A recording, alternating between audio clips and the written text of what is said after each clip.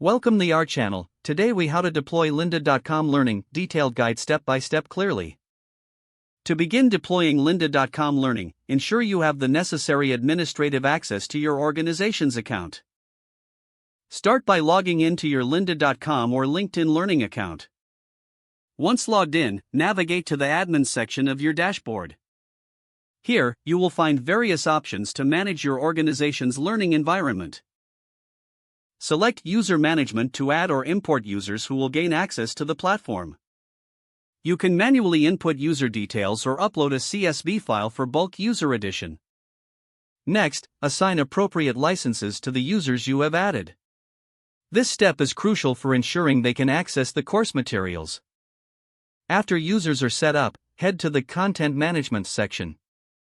Here, you can curate content that is relevant to your organization's learning objectives. Utilize the search feature to find specific courses or topics that align with your training goals. Once you have selected the courses, you can assign them to specific users or groups. Consider creating learning paths to offer structured learning experiences. After content is assigned, check the Reports section to track user engagement and progress. Generate reports to assess which courses are popular and where improvements may be needed.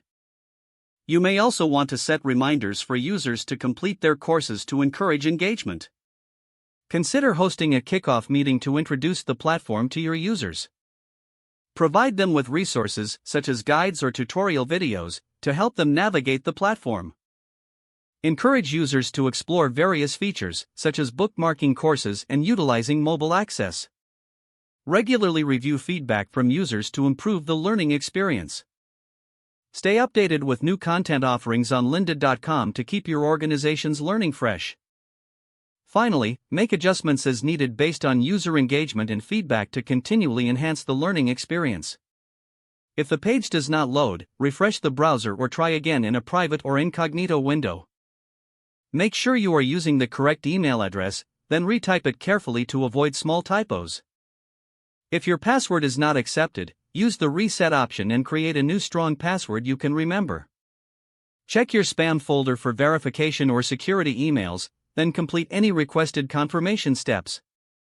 Enable two-factor authentication if available to improve account security and reduce unauthorized access risk. After signing in, review your profile details so your contact information and settings are accurate and current. Don't forget to like this video and subscribe to our channel for more step-by-step tech guides.